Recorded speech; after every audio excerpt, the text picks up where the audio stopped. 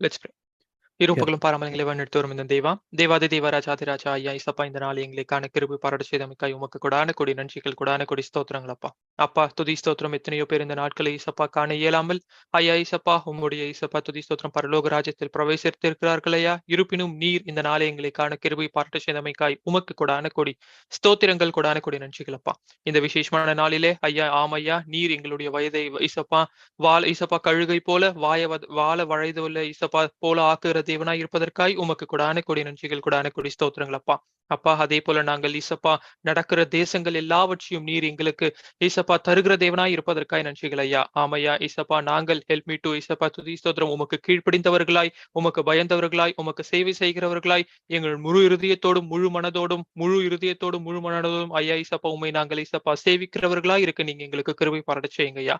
இந்த விசேஷமான நேரத்தில் ஐயா இசப்பா இன்று இசப்பா Deuteronomy Chapter 26 நாங்க மெடிடேட் செய்யல. நீங்க எங்களோட கூட வாங்க ஐயா இசப்பா. இந்த மோசஸோட இசப்பா ஜேர்னி பத்தி நாங்க அறிந்து இசப்பா மோசஸ் அந்த இசப்பா ஹிஸ்டலைட்ஸ் ஐயா இசப்பா துதி ஸ்தோத்திரம் எப்படி இசப்பா கானான் தேசத்திற்குள் பிரவேசித்தார்கள், அவருடைய இசப்பா வழிகளில என்னெல்லாம் இசப்பா சந்தித்தார்கள், எப்படி எல்லாம் இருக்க வேண்டும் என்பதை நீர் இசப்பா எங்களுக்கு இசப்பா இந்த பைபிள் ஸ்டடி மூலமாய் நீர் எங்களை எங்களிடத்துல விவரித்து கொண்டு வருவதற்காய் உமக்கு கொடான கொடி நன்றிகள் கொடான கொடி ஸ்தோத்திரங்கள் அப்பா.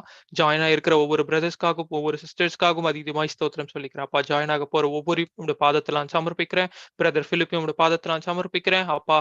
அவரிடத்துல ஈசப்பா துதி ஸ்தோத்திரம் நீர் அவருக்கு திறனை தந்து உம்முடைய வார்த்தைகளை ஈசப்பா தியானித்து எங்களிடத்தில் அதை சொல்ல நீங்க கிருபை பாராட்டு செய்து வருவதற்காய் உமக்கு கொடான கொடி நன்றிகள் கொடான கொடி ஸ்தோத்திரங்கள். இந்த விசேஷமான நேரத்தில் ஐயா ஈசப்பா ரூத் சிஸ்டரோட ஈசப்பா துதி ஸ்தோத்திரம் அத்தையும் பாதத்திலாம் சமர்ப்பிக்கிறேன். அவங்க குடும்பத்துக்கு ஆறுதல் பாராட்டு செய்யுங்க, வழி நடத்துங்க, பாதுகாத்துக்கொள்ளுங்க, ஆசீர்வதிங்க. அதே போல எல்லோரோட தேவைகளை சந்திங்கப்பா, பாதுகாத்துக் கொள்ளுங்க, வழி நடத்துங்கப்பா. உம்மால் முடியாத துஞ்சுகளுமால் எல்லாம் கூடும் ஐயா ஈசப்பா. நாங்கள் உடைய வார்த்தைகளை ஈசப்பா கேட்பவர்களை மட்டுமின்றி நாங்கள் அதை ஈசப்பா அதன்படி நாங்கள் நடப்பவர்களாய் இருக்க நீங்க எங்களுக்கு கிருபை பாராட்ட செய்யும் ஐயா ஈசப்பா. உம்முடைய வழியிலே நடந்து உம்முடைய நாமத்தை இன்றுமே எங்களோட நாவிலே துதித்துக் கொண்டே இருக்க நீங்க எங்களுக்கு கிருபை பாராட்ட செய்யும்படி மிக தாழ்வுடன் கேட்டுக்கொண்டு ஐயா ஈசப்பா நீர் எங்களுக்காக இந்த பூமிக்கு வந்து ஐயா ஈசப்பா எங்களுடைய பாவத்தை சுமந்து நீர் எங்களை வழிநடத்தி வருவதற்காய் உமக்கு மீண்டும் மீண்டும் கொடான கொடி ஸ்தோத்திரங்கள் கொடான கொடி நன்றிகள் சொல்லி இந்த துதியை உமக்கு ஒருவருக்கு மாத்திரமே எடுக்கிறேன் என் ஜீவனுள்ள நல்ல பிதாவே. ஆமென். Amen. Amen. Okay, so today we'll get through Deuteronomy chapter 26. So chapter 26 speaks about worship. That is the main focus. It speaks about worshiping with first fruits. And it also speaks about tithes that are given once a year and tithes that are given 3 times a year. And the chapter ends with the focus on the covenant that the Lord made with his children in terms of what he expects from his children and what he returns as a promise when we obey him. So we started with chapter 12 to 26. They focus on one theme, which is how to apply the law in different situations. So we went through chapters 1 through 11, where we went through the history of people of Israel coming to the promised land, and many of them getting destroyed in the wilderness. And after that, we saw the 10 commandments and also the Ark of the Covenant that was made. And this theme there was we need to love the Lord and we need to trust and obey him at all times. And chapter 12 to 26, which is the section that we are doing today, all of these chapters focus on how we can apply the law to different situations. So we consider different laws, like the ceremonial laws that we saw in chapter 12 with the feasts as an example. And we have considered different civil laws to settle conflicts between people. For example, the land disputes that we talked about in chapter 19. Then we also considered many moral laws, such as murder in chapter 21. And we also had many other sundry laws that were thrown at different points in the chapter, like the laws regarding diet in chapter 14. So chapters 12 to 26 expands on the 10 commandments and see how it can be applied to different situations. And the laws are very particular in terms of how it is applied in different situations. And we've been seeing that for the last several weeks. And we also see that chapter 12 and chapter 26 are anchored in worship. So chapter 12 began with worship and chapter 26 ends with worship. So we see that even though the laws may seem like a set of rules that we need to do or not do, but the central focus of the Lord in redeeming us is always to bring us to a point of worship. So when we look at the laws, we may feel that we have failed in many ways. And the only way to overcome our failures is to come to the cross. And once we are forgiven, we are able to worship the Lord in spirit and in truth. So that is the focus. And just to summarize, in chapter 12, we saw that the worship should take place at a chosen place. So the people of Israel, they were asked to go to a chosen place. So that reminds us of the importance of being in a place where the Lord is present. So we cannot simply worship the Lord randomly, even though the Lord is present at every place. But if the Lord is calling us to a designated place, that is where we need to go to worship Him. And in this case, the context is more of communal worship. So they need to come as a community to a chosen place to worship the Lord. And we also saw in chapter 12 that when they come to worship, they cannot come empty-handed. They need to bring their offerings or their sacrifices or their tithes or any vows that they made that need to be satisfied when they come to the place of worship. And we also saw that at the place of worship, there is a lot of eating that is going on. There is rejoicing that takes place. So we see the worship as a time of celebration that we do with the community. And in this case, it is not just the family, but it also extends to the servants and anyone who's present to include everyone in the time of worship. And we also saw in chapter 12 that they cannot simply make up their own laws and regulations for worship. There is a divine order when it comes to worship, and all of those orders or all of those guidelines are given to the people, as we have seen in the book of Deuteronomy. So when we come for worship, we need to recognize that there is an order and there is an expectation that the Lord expects from each one of us. And they were also told not to go to a different place, and they were also expected to have complete obedience. And the Lord doesn't want us to obey Him partially or to obey Him late. He expects complete obedience, and He expects immediate obedience if we want to see the full blessings in our life. And we saw this is a theme that repeats itself in the book of Deuteronomy, that we need to live a life that is holy. And in the same way, when we are coming for worship, we should not bring anything that is unholy into the presence of God. As we saw, we need to destroy all the idols before we come and take part in worship. So chapter 12 is a good summary which can be applied even today. When we come to church on Sunday, that is a chosen place, and we bring our offerings of our lips, which is our individual worship, and also the corporate worship.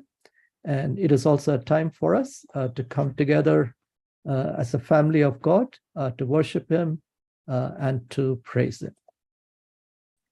So verses 1 through 11 speaks about celebration that takes place, a worship celebration with the first fruits.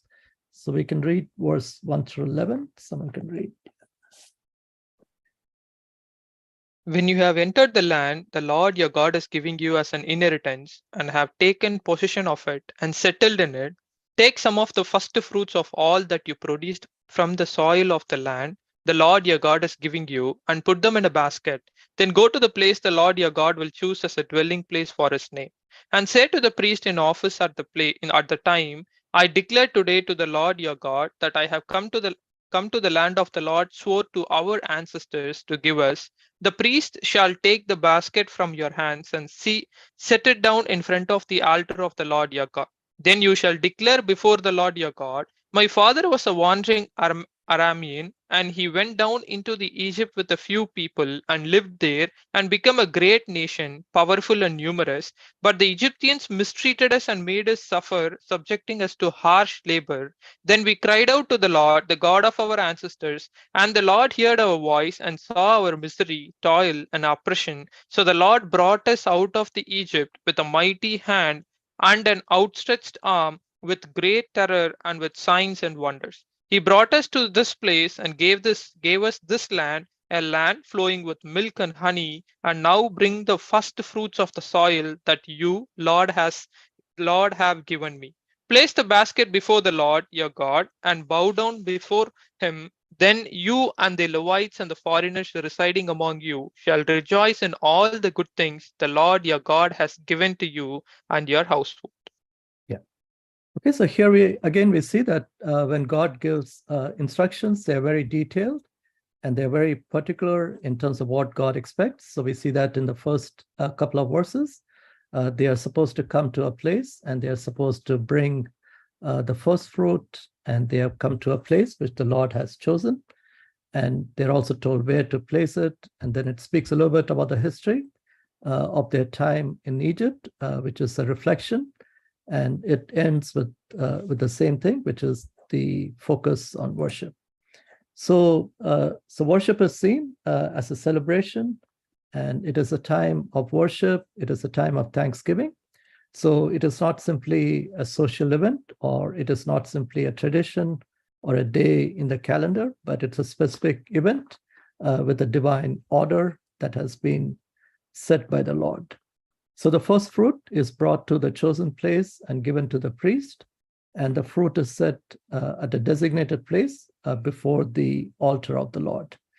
And we also see that worship is seen as a time of celebration, and they're able to celebrate for many reasons. They're able to recognize God's faithfulness to his promise. So the promise that he made, that he will bring them to a promised land, has come true.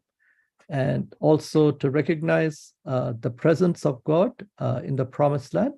So if God is going to take them to the promised land, but if God himself is not present, then obviously that will not be a blessing.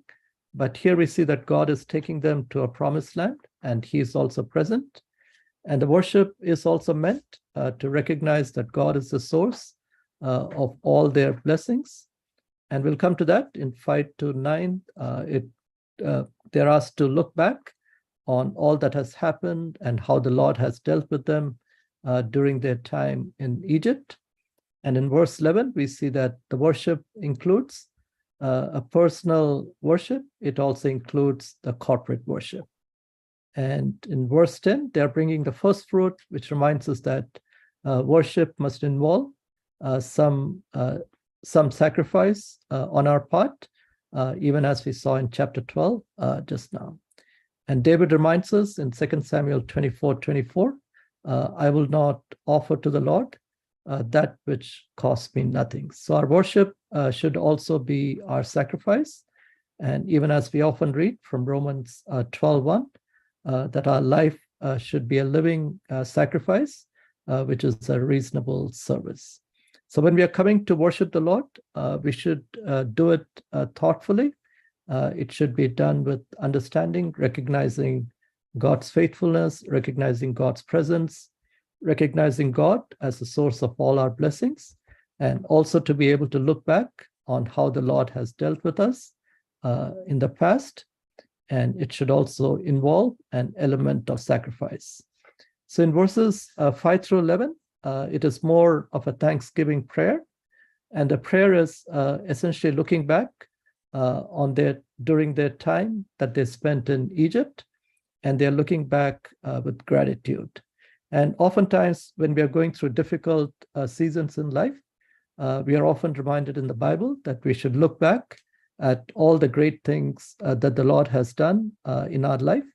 So God is an unchanging God. So we might be going through short seasons or brief seasons when times are challenging, the times are difficult. But during those times, we need to renew our faith by looking at all the things that the Lord has done for us in the past, and he'll continue to do that in the days to come. And the people of Israel, they were often guilty of complaining and murmuring because they were not willing to look back on all that the Lord has done in the past. So in this passage, when they come together for worship, they're also exhorted to look back with thanksgiving. So there is a thanksgiving prayer that we see in verses 5 through 11. So there are at least three or four reasons that we can see in these verses, 5 through 11, why they need to be thankful. So the first reason is when they came to Egypt, they were able to find shelter and their needs were also met. So we know that when they first came to Egypt, they were trying to get away from the famine in their land. So when they came to Egypt, their needs were provided for Jacob and his family. So that was how they came to Egypt. And in verse 5, when it speaks about the Syrian, that is actually Jacob.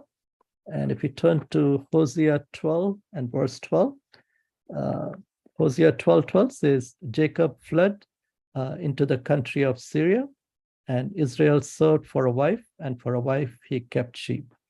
So the Syrian is a reference to Jacob and the time that he came to Egypt. And we also see that when they were in Egypt, the second blessing that we see, they came as a small group of 20 people that we read about in Genesis 46:27. But during that time in Egypt, they also multiplied significantly because God was multiplying them as a nation, as a chosen generation. So they started with 70 in Genesis 46:27, and they grew to more than 600,000 men, as we read in Numbers 1:46, or as it says in Deuteronomy 10:22, they became as the stars of heaven for a multitude. So obviously these are only the men. There would also be women and children. So we can easily multiply this by 2 or 3 or 4 to determine how they grew over time.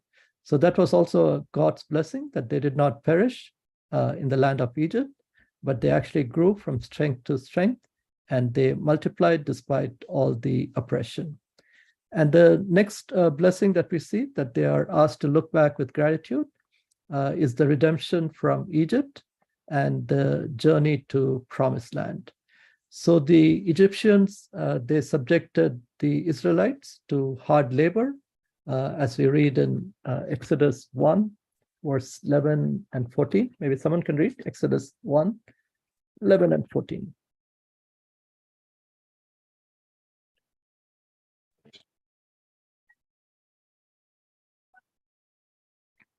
So they put slave masters over them to oppress them with forced labor, and they built Pithom and Ramesses as store cities for Pharaoh. Yeah, and also verse 14. They made their lives bitter with harsh labor in brick and mortar, and with all kinds of work in the fields. In all their harsh labor, the Egyptians worked them ruthlessly. Okay, so at this time, when they come to worship the Lord, they are asked to look back on the very difficult time that they went through during their time in Egypt, the hard labor that they had go through, and the bitter experience that they had to go through. So the Lord did not want them to forget the tough times in their life. Even though they are coming for a time of celebration, they are coming for a time of worship, they should look back on those hard times and how, when they cried out to God, God heard their prayers and he delivered them, even though they were in bondage for 400 years. And it may have felt that they would never get out of Egypt because 400 years is a long time.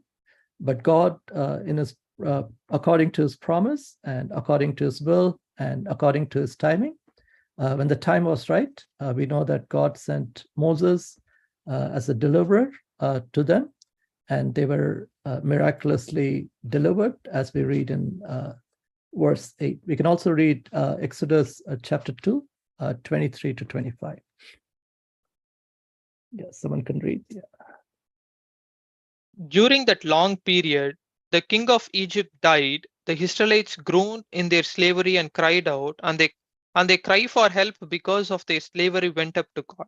God heard their groaning, and he remembered his covenant with Abraham, with Isaac, and with Jacob. So God looked on the Israelites and was concerned about them. Yeah. Okay, so we see that God never forgets the promise that he makes to us. It may seem like the clock is ticking and time is going by, but when God has made a promise, it will always come true, because our God is a promise-giving and a promise-keeping God.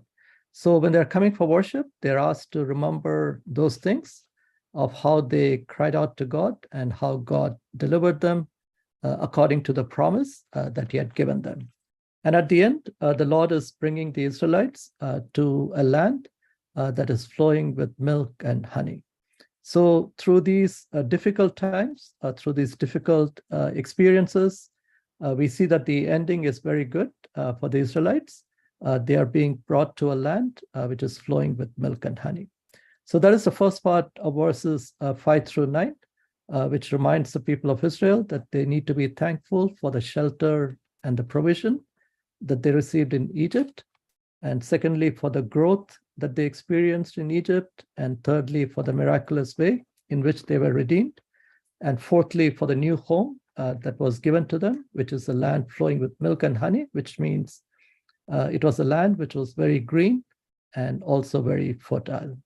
And because of that, they are able to come to verse 10 with experience and with understanding and with a reason to worship.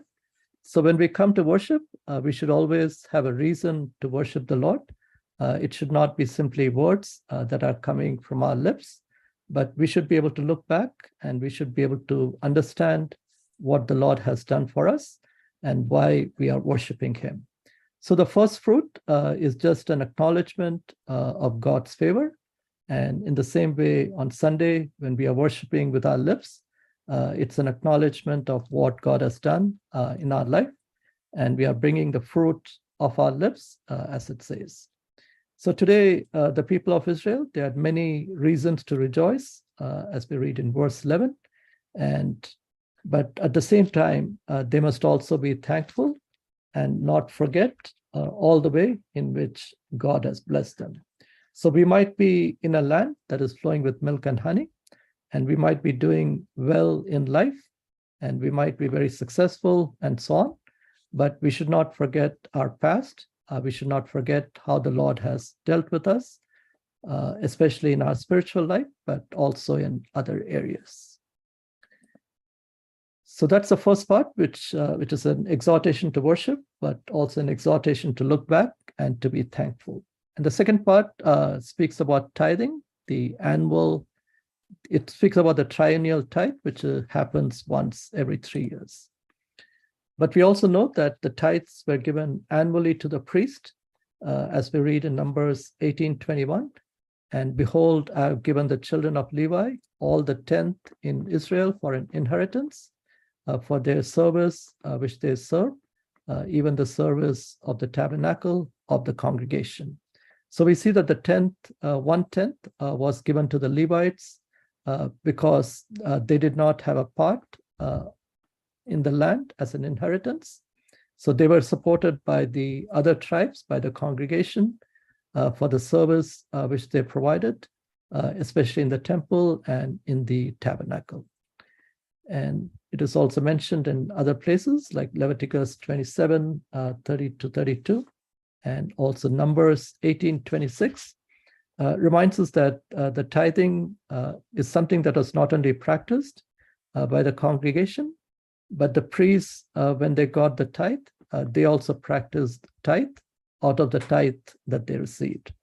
So we read in Numbers 18:26, thus speak unto the Levites and say unto them, when you take of the children of Israel the tithes which I have given you from them for your inheritance, then ye shall offer up a heap offering of it for the Lord, even a 10th part of the tithe.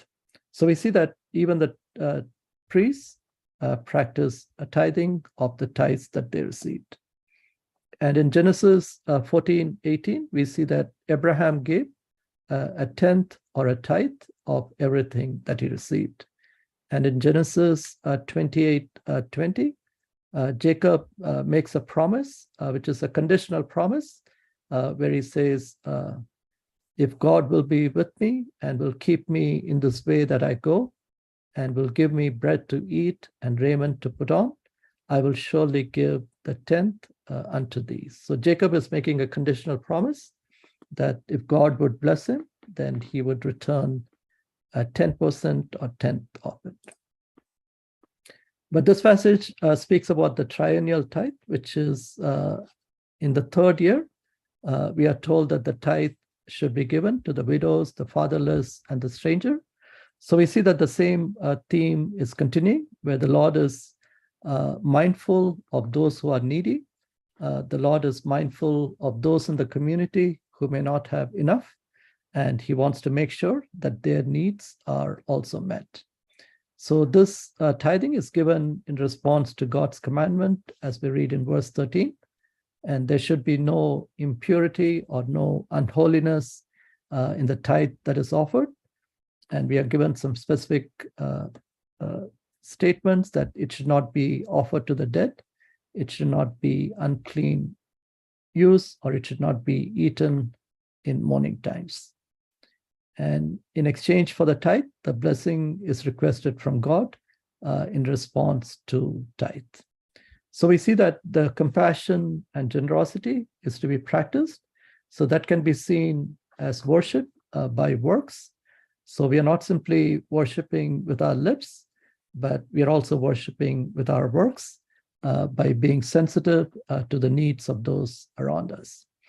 And we see that in 1 John chapter 3, verse 16 through 18, which reminds us about the love of God. It says, hereby perceive we the love of God, because he laid down his life for us, and we ought to lay down our lives for our brethren.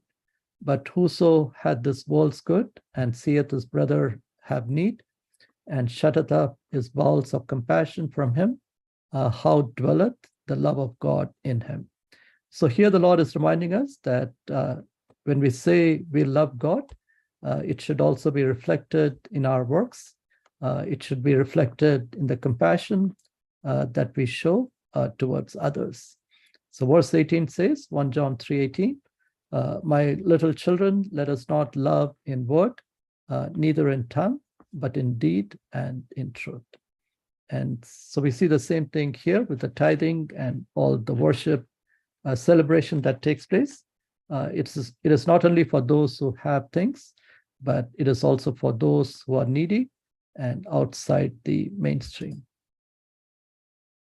And as we read through the scriptures, we are told that we should give God the best, and we should give God the first things in our life. As we read in Matthew 6:33, seek ye first the kingdom of God and his righteousness, and all these things shall be added unto you. So oftentimes we are seeking other things, and because we are seeking other things, we are not able to bring God into our life, or we are losing the priority in our life.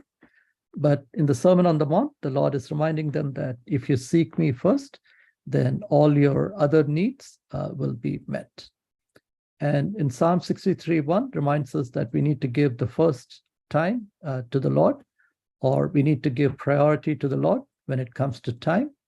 And here the psalmist says, O God, thou art my God, early will I seek thee. So that's a reminder for us that the first thing belongs to the Lord, whether it is our money or whether it is our time.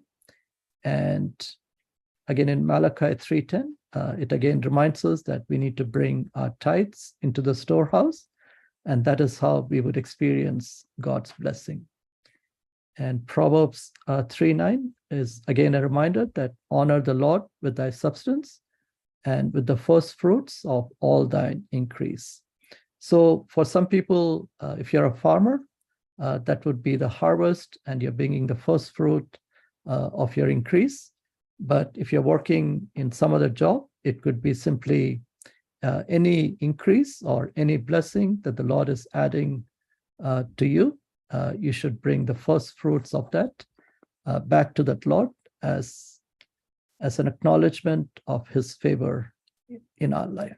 And the chapter ends with a brief 4 verses, which reminds us of God's covenant in terms of what he expects from us and what he promises in return. Yeah, we could read 16 through 19. The Lord your God commands you this day to follow these decrees and laws, carefully observe them with all your heart and with all your soul. You have declared this day that the Lord is your God, and that you will walk in obedience to him, that you will keep his decrees, commands, and laws, that you will listen to him. And the Lord has declared this day that you are his people, his treasured possession, as he promised, and that you are to keep all his commands. He has declared that he will set you in praise, fame, and honor high above all the nations he has made, and that you will be a people holy to the Lord your God, as he promised. Yeah. Okay, so 16 through 19 is somewhat like a renewal of the covenant that the Lord made with his people.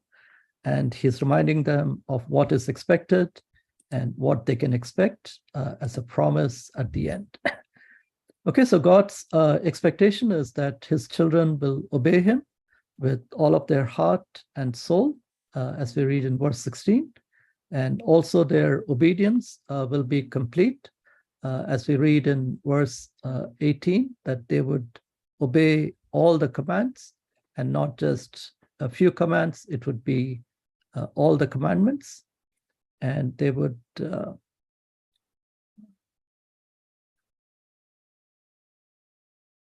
and verse 17, it says they would listen to his voice, they will hearken to his voice.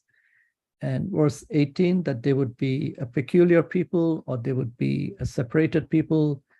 They would be a people with a unique identity, which is given by God, which makes them stand out from the crowd. And they should be a people who are holy. And even today, the Lord's expectation is the same, that we should obey him with all of our heart, mind, and soul. And when God asks us to do something, we should exercise complete obedience. We should listen to his voice. We should be separated, and we should live a holy life. And God's promise is that when they do that, God will exalt them as a nation above all the nations, and he would lead them to honor and praise, not just for the Israelites, but when they are lifted up, they would also worship God. So God himself would be exalted with the praise and honor of his people, or the worship of his people. So that is a covenant given to the people of Israel, the expectation and the promise. And the same thing is true for us. The Lord expects us to practice obedience and to pursue holiness. And when we do that, he promises us all the spiritual blessings through Christ.